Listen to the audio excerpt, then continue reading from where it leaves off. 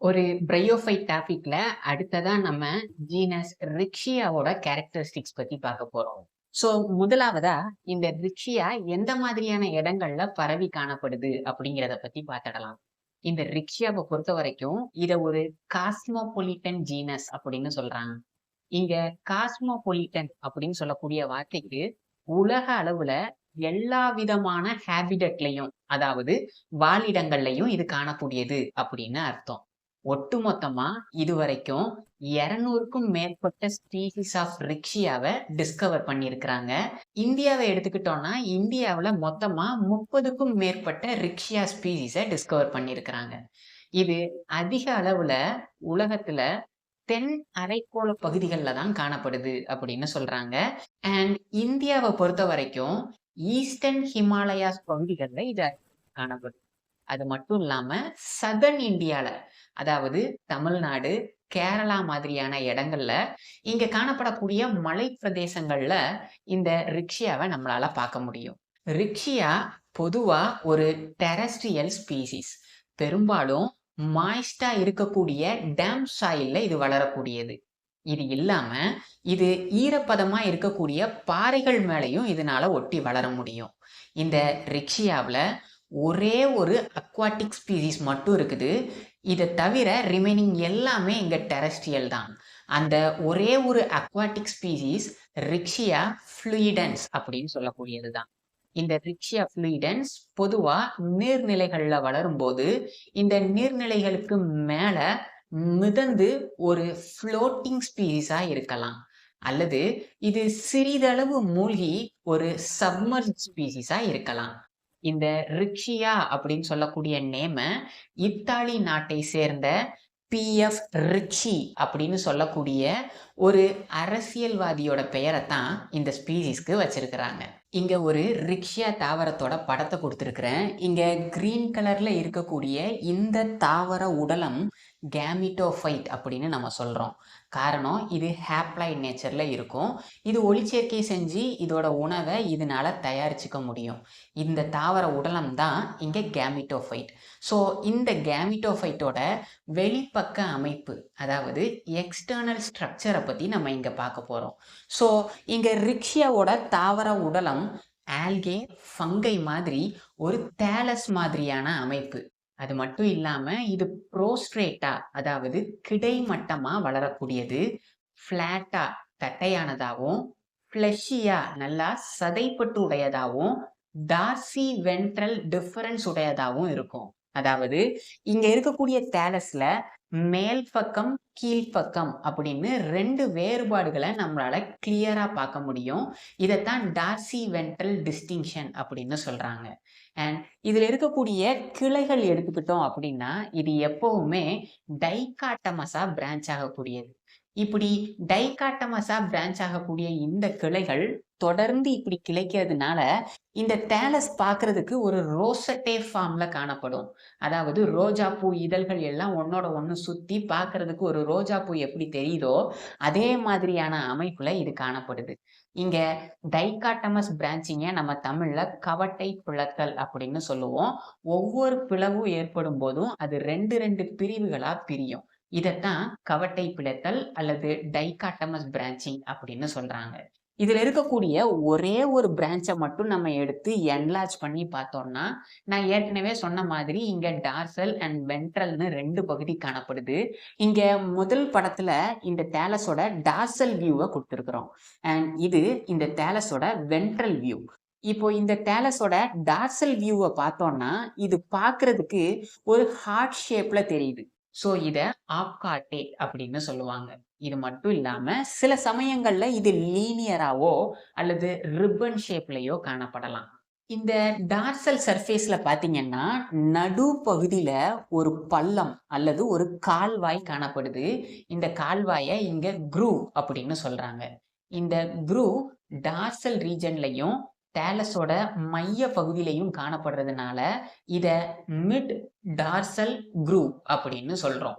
இந்த க்ரூவ் பகுதி இங்க இருந்து ஆரம்பிச்சு இந்த தேலஸோட நுனி பகுதி வரைக்குமே எக்ஸ்டெண்ட் ஆகிருக்குது. இந்த நுனி பகுதியில இது ஏபிக்கல் நாட் அப்படின்னு சொல்லக்கூடிய ஒரு அமைப்பை உண்டு பண்ணுது. இந்த ஏபிக்கல் நாட்சை தான் இந்த தேலஸோட வளரும் புள்ளி அப்படின்னு சொல்றாங்க. இங்கதான் தேலஸோட growth, அதாவது வளர்ச்சி நடைபெறும். இப்போ இந்த தேலஸோட வென்ட்ரல் சர்ஃபேஸ் எடுத்துக்கிட்டோம்னா, அதாவது அடிப்பகுதி எடுத்துக்கிட்டோம்னா, இங்க ஹேர் மாதிரி இருக்கக்கூடிய ஒரு சில ஸ்ட்ரக்சர்ஸை நீங்க தேலஸோட நடுப்பகுதியில பார்க்க முடியும். இது வேற ஒன்றும் இல்லை, இந்த தேலஸ்ல காணப்படக்கூடிய ரைசாய்ட்ஸ் தான். இங்க ரைசாய்ட்ஸ் 2 வகைகள்ல காணப்படுது. சிம்பிளா ஒரே ஒரு செல்னால ஆன எந்த பிரான்ச்சும் இல்லாத கலர்லெஸ் ஆன சிம்பிள் ரைசாய்ட்ஸும் அண்ட் டியூபர்குலேட் அப்படின்னு சொல்லக்கூடிய ரைசாய்ட்ஸ்க்கு உள்ள விரல் மாதிரியான நீட்சிகள் இருக்கக்கூடிய டியூபர்குலேட் ரைசாய்ட்ஸ் அப்படின்னு சொல்லக்கூடிய 2 விதமான ரைசாய்ட்ஸ் இங்க காணப்படுது. இந்த ரைசாய்ட்ஸோட இல்லாம சில செதில்கள், அதாவது ஸ்கேல், இதுவும் ரிக்ஷியா தேலஸ்ல காணப்படும். பொதுவா இந்த ஸ்கேல் மல்டி செல்லுலார் ஸ்ட்ரக்சர், அதாவது பல செல்கள்னால ஆனதா இருக்கும். ஆனா பார்க்கிறதுக்கு ஒரு செல் என்ன சைஸ்ல இருக்குமோ அந்த சைஸ்ல தான் இருக்கும். இந்த ஸ்கேல் வென்ட்ரல் சர்ஃபேஸ்ல ஆரம்பிச்சு இதுவும் இந்த நுனி பகுதி வரைக்கும் செல்லுது. இந்த நுனியில இருக்கக்கூடிய இந்த வளரும் புள்ளி அல்லது ஏபிக்கல் நாட்சை பாதுகாக்கிறது தான் இதோட வேலை. இங்க டெவலப் ஆகக்கூடிய செக்ஷுவல் ஆர்கன், அதாவது ஆந்த்ரீடியம், ஆர்கிகோனியம் மாதிரியான செக்ஷுவல் ஆர்கன் எடுத்துக்கிட்டோம்னா, அது எப்பவுமே இந்த டார்சல் ரீஜன்ல மையத்துல இருக்கக்கூடிய இந்த கால்வாய் அல்லது குரூவ், இந்த குரூவுக்கு உள்ளதான் வளர்ச்சி அடையுது, ஒரு சூப்பர்ஃபிஷியல் செல்லுக்கு மேல.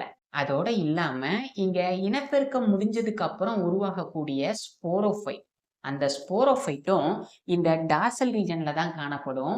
அது பார்க்கிறதுக்கு ஒரு கருப்பு கலர் புள்ளி மாதிரி தான் தெரியும். இது வரைக்கும் ஒரு ரிக்ஷியா ஜீனஸோட கேமிட்டோஃபைட்டோட ஜென்ரல் கேரக்டரை பத்தி நம்ம பார்த்தோம் இல்லையா? இதுல ரிக்ஷியா ஃப்ளூயிடன்ஸ் அப்படின்னு சொல்லக்கூடிய அக்வாட்டிக் ஸ்பீசிஸ், இதுல மட்டும் சில எக்ஸப்ஷன்ஸ் இருக்குது. என்ன அப்படின்னு பாத்தீங்கன்னா, இது அக்வாட்டிக் ஸ்பீசிஸா தண்ணிக்குள்ள வளர்றதுனால இதுல ரைசாய்ட்ஸோ அல்லது ஸ்கேலோ இருக்காது. அது மட்டும் இல்லாம ரிக்ஷியா கிறிஸ்டாலினா அப்படின்னு சொல்லக்கூடிய இந்த ஸ்பீசிஸ்ல ஸ்கேல் ரொம்ப கம்மியாவோ அல்லது இல்லாமலோ கூட இருக்கலாம். இப்போ ஒரு ரிக்ஷியா தேலஸோட இன்டர்னல் ஸ்ட்ரக்சரை நம்ம எடுத்துக்கிட்டோம்னா, இங்க ரிக்ஷியாவோட வெர்டிக்கல் செக்ஷனை நான் தந்திருக்கிறேன். இந்த வெர்டிக்கல் செக்ஷன்ல இந்த தேலஸை பார்க்கிறதுக்கு இது ஒரு போட் ஷேப்ல, அதாவது ஒரு படகு மாதிரியான அமைப்புல காணப்படுது. இந்த படகோட மையப்பகுதி நல்லா பெரிதாகவும் ஓரத்துக்கு போக போக இது சுருங்கியும் போய்கிட்டே இருக்கிற மாதிரி அமைப்புல காணப்படுது. இங்க நம்ம ஏற்கனவே சொன்ன மாதிரி ரிக்ஷியா தேலஸ்ல டார்சி வென்ட்ரல் அப்படின்னு 2 பகுதி காணப்படுதுன்னு சொன்னோம். இப்போ இதோட உள்பக்க அமைப்பை பார்க்கும்போது அந்த 2 வேறுபாடுகளை நம்மளால கிளியரா பார்க்க முடியும். இங்க மேல காணப்படக்கூடிய இந்த அமைப்பை போட்டோசிந்தட்டிக் ரீஜன் அல்லது அசிமுலேட்டரி ஜோன் அப்படின்னு சொல்லியும், கீழே இருக்கக்கூடிய இந்த ரீஜனை ஸ்டோரேஜ் ரீஜன் அப்படின்னு சொல்றாங்க. இந்த ஸ்டோரேஜ் ரீஜன் எடுத்துக்கிட்டோம் அப்படின்னா, இங்க இருக்கக்கூடிய செல்கள் பேரன்கைமா செல்கள்னால ஆனது. இங்க செல்கள் கலர்லெஸ்ஸா எந்த ஒரு கலருமே இல்லாம இருக்கும். இதோட முக்கியமான வேலையே ரிசர்வ் ஃபுட் மெட்டீரியலை சேமிச்சு வைக்கிறது தான். குறிப்பா ஸ்டார்ச் மாதிரியான ரிசர்வ் ஃபுட் மெட்டீரியலை இது சேமிச்சு வைக்குது. இங்க இருக்கக்கூடிய ஒரு செல்லுக்கும் இன்னொரு செல்லுக்கும் இடையில செல் இடைவெளி கம்ப்ளீட்டா இல்ல, எல்லா செல்களும் ஒண்ணுக்கு ரொம்ப நெருக்கமா அமைஞ்சு காணப்படுது. இந்த ஸ்டோரேஜ் ரீஜனோட கடைசி அடுக்கா லோவர் எபிடெர்மிஸ் காணப்படுது. இந்த லோவர் எபிடெர்மிஸ்ல 2 விதமான ரைசாய்ட்ஸ் நம்ம இதுக்கு முன்னாடி பார்த்தோம் இல்லையா? ஸ்மூத் வால்டு ரைசாய்ட்ஸும் அண்ட் டியூபர்குலேட் ரைசாய்ட்ஸும் இந்த லோவர் எபிடெர்மிஸ்ல காணப்படுது. அதோட இல்லாம செதில்கள், அதாவது மல்டி செல்லுலார் ஸ்கேல்ஸ், இதுவும் இந்த அடிப்பகுதியில காணப்படலாம். இப்போ அப்படியே நம்ம மேல இருக்கக்கூடிய போட்டோசிந்தட்டிக் ரீஜனுக்கு போனோம் அப்படின்னா, இந்த போட்டோசிந்தட்டிக் ரீஜன்ல நிறைய எரெக்டா இருக்கக்கூடிய ஃபிலமெண்டஸ் செல்கள் காணப்படுது. இங்க இருக்கக்கூடிய ஒவ்வொரு ஃபிலமெண்ட்டும் ஒன்றுக்கும் மேற்பட்ட செல்கள்னால ஆனது. இங்க இருக்கிற ஒவ்வொரு செல்லுக்குள்ளேயும் போட்டோசிந்தட்டிக் பிக்மெண்ட் காணப்படும். அதனால இது ஒளிச்சேர்க்கை செஞ்சு தனக்கு தேவையான உணவை தயாரிச்சுக்க முடியும். இங்க இந்த ஃபிலமெண்ட் பாத்தீங்கன்னா ஒண்ணுக்கு ஒண்ணு இணையா தொடர்ச்சியா அமைஞ்சிருக்குது. இந்த ஒவ்வொரு ஃபிலமெண்டோட நுனியிலையும் பாத்தீங்கன்னா ஒரு செல் கலர்லெஸ்ஸா நல்லா பெரிதா காணப்படும். இப்படி காணப்படக்கூடிய இந்த செல்லு தான் அப்பர் எபிடர்மிஸ். இங்க இருக்கக்கூடிய அப்பர் எபிடர்மிஸ் தொடர்ச்சியா இல்லாம ஒரு செல்லுக்கும் இன்னொரு செல்லுக்கும் இடையில துளைகள் காணப்பட்டு அல்லது இடைவெளியோட காணப்படுது. சோ இங்க இருக்கக்கூடிய இந்த போட்டோசிந்தெட்டிக் ஃபிலமெண்ட்டுக்கு நடுவுல சின்னதா ஒரு ஸ்பேஸ் ஒண்ணு காணப்படும். இந்த ஸ்பேஸ ஏர் ஸ்பேஸ் அப்படின்னு சொல்றோம். காரணம் இந்த ஸ்பேஸ்ல ஏர் இருக்கிறதுனால. இத ஏர் கேவிட்டி அல்லது ஏர் சேனல் அப்படின்னு சொல்றாங்க. இந்த ஏர் கேவிட்டி அல்லது ஏர் சேனல் இங்க இருந்து வெளிப்பக்கத்துல ஒரு சின்ன துளை மூலமா திறக்குது. இந்த துளைய ஏர்போர் அப்படின்னு சொல்லுவாங்க. இப்போ இந்த ரிக்ஷியா பேலஸ்ல நீங்க முக்கியமா கவனிச்சுக்க வேண்டியது 2 விஷயம். ஒண்ணு, ரிக்ஷியாவோட போட்டோசிந்தெட்டிக் ரீஜன். இந்த போட்டோசிந்தெட்டிக் ரீஜன்ல இருக்கக்கூடிய போட்டோசிந்தெட்டிக் செல்ஸ பாருங்க. இது ஃபிலமெண்டஸ் ஸ்ட்ரக்சரா இருக்குது. இந்த ஃபிலமெண்ட் ஒன்னோட ஒண்ணு இணையாம பிரான்ச் ஆகாம ஒண்ணுக்கொண்ணு இணையா தொடர்ச்சியா இருக்குது. இது ஒன்னொன்னும் ஒன்ன விட்டு ஏர் ஸ்பேஸ்னால பிரிச்சு வைக்கப்பட்டிருக்குது. அண்ட் 2வதா இங்க நீங்க கவனிக்க வேண்டிய விஷயம், மேல இருக்கக்கூடிய அப்பர் எபிடர்மிஸ். பொதுவா ஒரு எபிடர்மிஸ்னா நம்ம எப்படி பார்ப்போம்? தொடர்ச்சியா ஒரு செயின் மாதிரி செல்லா அமைஞ்சிருக்கும். ஆனா இங்க ஒரு செல்லா அமைஞ்சிருக்குது. ஒரு செல்லுக்கும் இன்னொரு செல்லுக்கும் இடையில ஏர்போர் காணப்படுது. சோ இந்த 2ம் ரிக்ஷியால மட்டும் இருக்கக்கூடிய தனித்துவமான பண்பு. ரிமைனிங் நம்ம அடுத்து பார்க்கக்கூடிய எந்த பிரையோஃபைட் ஜீனஸ்லயும் இந்த கேரக்டர் இருக்காது. இந்த மாதிரியான கேள்விகளை தான் டிஆர்பி எக்ஸாம்ல அடிக்கடி கேட்பாங்க.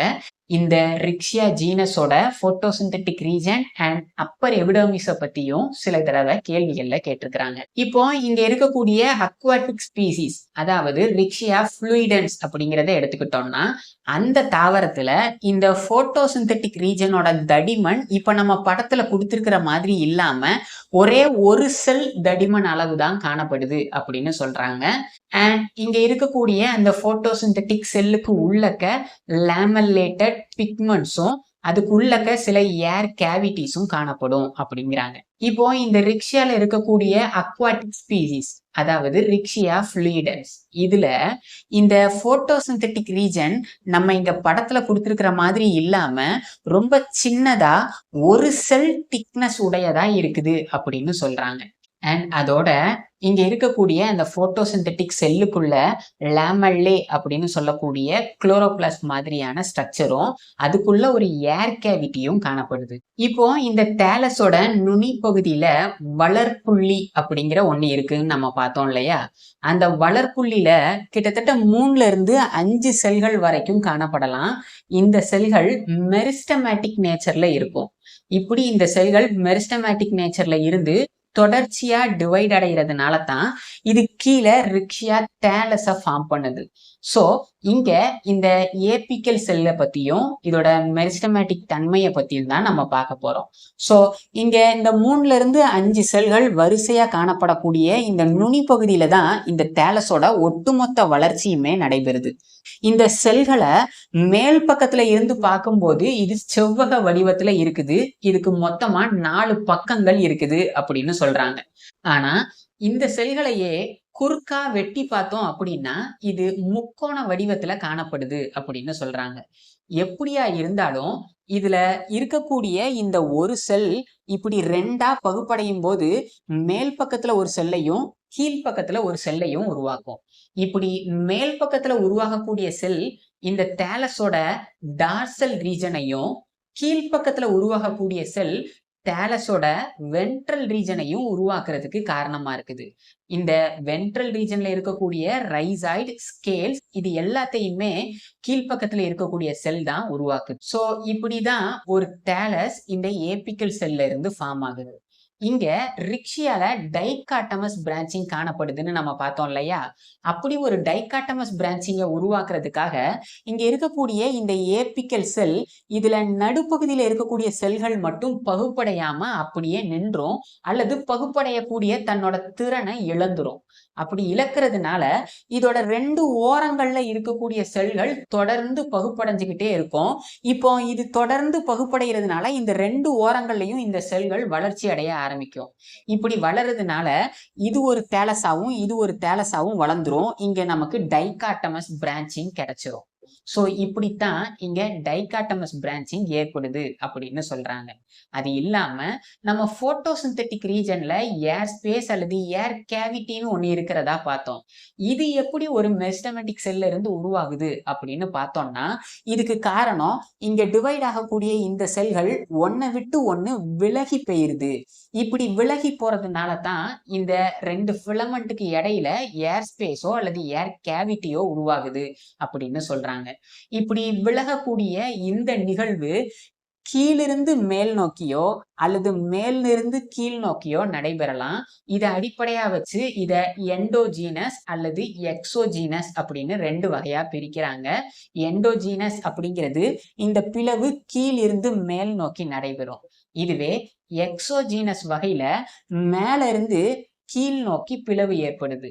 இப்படி இந்த ஃபிலமெண்ட்ஸ் ஒன்னை விட்டு ஒண்ணு பிரிஞ்சிருது அப்படின்னு சொல்றாங்க.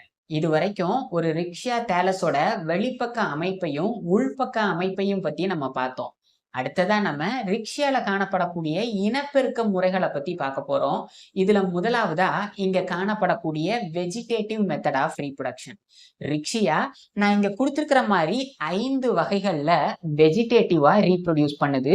இதுல இருக்கக்கூடிய ஒவ்வொரு முறைகளை பத்தியும் இப்ப நம்ம டீட்டெயிலா பார்க்கலாம். இப்போ இங்க நம்ம பார்க்கக்கூடிய முதல் வகை progressive death and decay of the thallus. Riccia தேலஸ்ல முதிர்ச்சி அடைந்த தேலஸ் இறந்து அழுகி போறதுனால இங்க இந்த வகையான இனப்பெருக்கம் நடக்குது. சோ நான் இங்க படத்துல காமிச்சிருக்கிற மாதிரி இந்த தேலஸ் கொஞ்சம் கொஞ்சமா அழுகி மேல் நோக்கி மூவ் ஆகிக்கிட்டே போகுது. எப்போ இந்த கிளைத்தல் கவட்டை கிளத்தல் அல்லது டைகாட்டமஸ் ரீஜனை இந்த பகுதி நெருங்குமோ அப்போ இந்த 2ம் ஒன்னை விட்டு ஒண்ணு தனியா பிரிஞ்சிடும். இப்படி பிரிஞ்சு போன இந்த 2 துண்டுகளும் தனித்தனி தாவரங்களா வளர ஆரம்பிச்சிடும். இப்படித்தான் progressive death and decay of the thallus அப்படின்னு சொல்லக்கூடிய முறையில வெஜிடேட்டிவ் மெத்தட் ஆஃப் ரீப்ரொடக்ஷன் நடக்குது. 2வதா அட்வான்டேஜியஸ் பிரான்ச்சஸ் அப்படின்னு சொல்லக்கூடிய முறை. இத பொதுவா ரிக்ஷியா ஃப்ளூயிடன்ஸ் அப்படின்னு சொல்லக்கூடிய ஸ்பீசிஸ்ல நம்ம பார்க்கலாம். இந்த ரிக்ஷியா ஃப்ளூயிடன்ஸோட வென்ட்ரல் சைட்ல, அதாவது அடிப்பகுதியில இருந்து சில பிரான்ச்சஸ் உருவாகுது. இந்த பிரான்ச்சஸை அட்வான்டேஜியஸ் பிரான்ச்சஸ் அப்படின்னு சொல்றாங்க. இந்த பிரான்ச்சஸ் பின்னாடி இந்த தாய் தாவரத்துல இருந்து பிரிஞ்சு போய் தனி தாவரமா வளர ஆரம்பிச்சிடும். சோ இந்த மாதிரி இந்த முறையில இனப்பெருக்கம் நடக்குது. நான் இங்க தந்திருக்கிற மாதிரி ரிக்ஷியா பில்லர்டைரி, ரிக்ஷியா டிஸ்காலர், ரிக்ஷியா பெரானிஸ் அப்படின்னு சொல்லக்கூடிய இந்த 3 வகையான ஸ்பீசிஸ்ல அன்ஃபேவரபிள் சீசன்ல இந்த தேலஸ் நம்ம இங்க படத்துல காமிச்சிருக்கிற மாதிரி டியூபர் லைக் ஸ்ட்ரக்சரை உருவாக்கிறது. இந்த டியூபர் ஒரு பெரனேட்டிங் ஸ்ட்ரக்சர், அதாவது இஞ்சி, மஞ்சள் இது எல்லாம் எப்போ அன்ஃபேவரபிள் சீசன்ல மண்ணுக்குள்ளேயே செடியை உருவாக்காம அப்படி உறக்க நிலையில இருக்குமோ, மறுபடி எப்போ மழை பெய்யுதோ அப்போ அந்த இஞ்சி மஞ்சள்லாம் மறுபடியும் முளைச்சு வந்துடும். அதே போல இந்த டியூபரும் ஒரு பெரனேட்டிங் ஸ்ட்ரக்சர், அன்ஃபேவரபிள் சீசன்ல சர்வைவ் ஆகிறதுக்காகவே ப்ரொடியூஸ் பண்ணப்பட்ட ஒரு அமைப்பு. இதுவும் ஃபேவரபிள் சீசன் வரும்போது முளைத்து ஒரு புது தாவரமா வளர்ந்துரும். 4வதா இங்க இருக்கக்கூடிய vegetative method of reproduction apex of thallus. இங்க ஏபெக்ஸ் ஆஃப் தேலஸ் அப்படின்னு சொல்லக்கூடிய இந்த முறை பொதுவா ரிக்ஷியா ஹெமாலியன்சிஸ் அப்படின்னு சொல்லக்கூடிய ஸ்பீசிஸ்ல காணப்படுது. இந்த ஸ்பீசிஸ்ல இருக்கக்கூடிய தேலஸ் நல்லா வளர்ந்து பெண்டாகி இதோட நுனி பகுதி கீழே இருக்கக்கூடிய மணலை போய் தொட்டுக்கிட்டு இருக்கும். எப்போ ஃபேவரபிள் சீசன் நடக்குதோ அப்போ இந்த நுனி பகுதியில இருந்து வேற ஒரு தாவரம் வளர்ந்துரும். இதத்தான் இந்த ஏபெக்ஸ் ஆஃப் தேலஸ் அப்படின்னு சொல்றாங்க. அண்ட் அதே போல ஏபெக்ஸ் ஆஃப் ரைசாய்ட்ஸ், ஒரு சில ரைசைட்ஸ்ல ஸ்போர்ஸ் எப்படி ஜெர்ம் டியூப் அப்படின்னு சொல்லக்கூடிய ஒரு குழாயை உருவாக்குதோ அதே மாதிரி ரைசைட்ஸும் சில குழாய் மாதிரியான அமைப்பை உருவாக்குது. இந்த குழாயில இருந்து புதிதா சில தாவரங்கள் உருவாயிரும். இப்படி ரைசைட்ஸ் மூலமாவும் இங்க வெஜிடேட்டிவ் மெத்தட் ஆஃப் ரீப்ரொடக்ஷன் நடக்குது. இது ரிக்ஷியா கிளையுகா அப்படின்னு சொல்லக்கூடிய ஸ்பீசிஸ்ல காணப்படுது. அடுத்ததா நம்ம ரிக்ஷியால காணப்படக்கூடிய செக்ஷுவல் ரீப்ரொடக்ஷனை பத்தி பார்க்க போறோம். இங்க செக்ஷுவல் ரீப்ரொடக்ஷன் செக்ஸ் ஆர்கனை உருவாக்குறதன் மூலமா நடக்குது. ரிக்ஷியால இருக்கக்கூடிய மேல் செக்ஸ் ஆர்கனை ஆந்த்ரீடியா அப்படின்னு சொல்லியும் ஃபீமேல் செக்ஸ் ஆர்கனை ஆர்கிகோனியா அப்படின்னும் நம்ம சொல்றோம். இங்க இருக்கக்கூடிய ஆந்த்ரீடியாவும் ஆர்கிகோனியாவும் ஒரே ரிக்ஷியா தேலஸ்ல காணப்படக்கூடிய பட்சத்துல இந்த தேலஸை நம்ம மொனீசியஸ் அல்லது ஹோமோதாலிக் ஸ்பீசிஸ் அப்படின்னு சொல்லுவோம். உதாரணமா நான் இங்க தந்திருக்கிற மாதிரி ரிக்ஷியா பெல்லர்டைரி, ரிக்ஷியா கிறிஸ்டாலினா, ரிக்ஷியா கேன்ஜெட்டிகா, ரிக்ஷியா கிளையுகா மாதிரியான ஸ்பீசிஸ் ஒரு ஹோமோதாலிக் ஸ்பீசிஸா இருக்கும். இந்த ஸ்பீசிஸ்ல ஆந்த்ரீடியமும் ஆர்கிகோனியமும் ஒரே தேலஸ்லேயே காணப்படும். ஆனா நம்ம அடுத்து பார்க்கக்கூடிய ரிக்ஷியா பிஸ்காஃபி, ரிக்ஷியா குரிட்டிசி, ரிக்ஷியா டிஸ்காலர் அப்படின்னு சொல்லக்கூடிய இந்த ஸ்பீசிஸ்ல ஆந்த்ரீடியம் ஒரு ரிக்ஷியா தேலஸ்ல காணப்பட்டுச்சுன்னா ஆர்கிகோனியம் வேற ஒரு ரிக்ஷியா தேலஸ்ல காணப்படும். இந்த மாதிரியான ஸ்பீசிஸை நம்ம டயசியஸ் அல்லது ஹெட்டிரோதாலிக் ஸ்பீசிஸ் அப்படின்னு சொல்றோம்.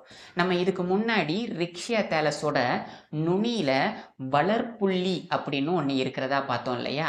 இந்த வளர்ப்புள்ளியில இருக்கக்கூடிய செல்கள் டிவைடாக தான் ரிக்ஷியா தேலஸ் பின்னோக்கி வளர்ந்துகிட்டே இருக்கும். அதே போலத்தான் இந்த டார்சல் சர்ஃபேஸ்ல அங்க நடுவுல காணப்படக்கூடிய அந்த கால்வாயில, அதாவது மிட் டார்சல் க்ரூவ் அப்படின்னு நம்ம ஒன்று பார்த்தோம். அந்த பள்ளத்துக்குள்ளதான் செக்ஸ் ஆர்கன்ஸ் டெவலப் ஆகி இருக்கும். உதாரணமா இங்க இருக்கக்கூடிய ரிக்ஷியா தேலஸ்ல இதுதான் வளர்ப்புள்ளி.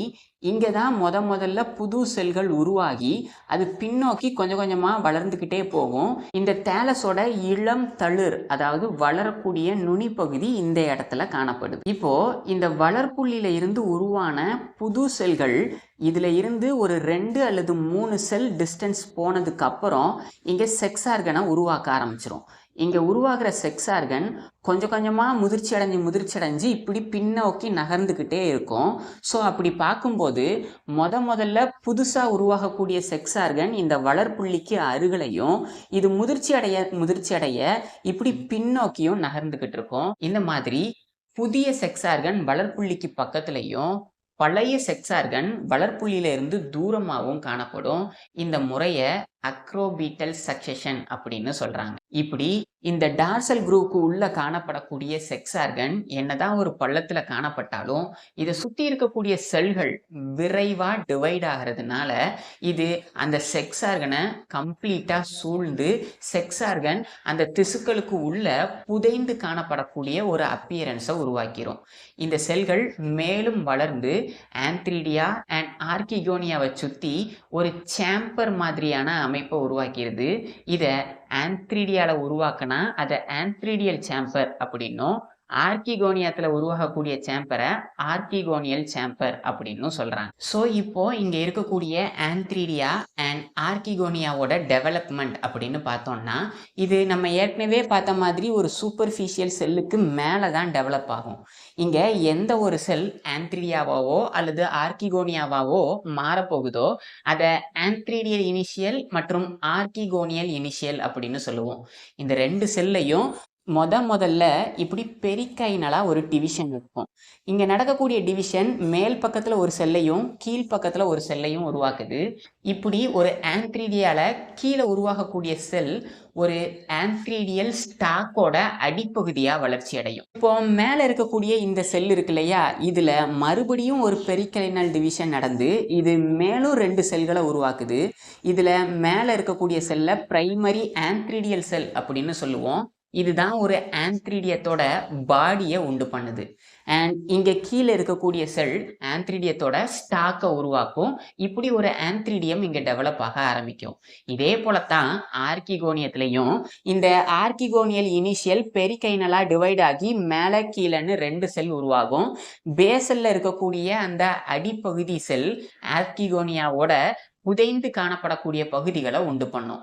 இதுவே மேல இருக்கக்கூடிய அப்பர் செல் ஒரு ஆர்கிகோனியாவோட உடல் பகுதியை உண்டு பண்றதுக்கு காரணமா இருக்குது. இப்போ ஒரு ஆந்த்ரிடியம் மற்றும் ஆர்கிகோனியாவோட ஸ்ட்ரக்சரை இங்க நம்ம தந்திருக்கிறோம்.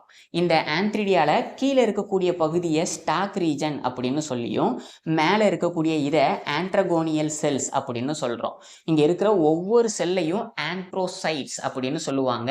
இதுதான் பின்னாடி ஆந்த்ரோசாய்டை உருவாக்க போகுது. அதாவது ஸ்பெர்ம் செல்களை மேல் கேமிட்டை உண்டு பண்ண போகுது.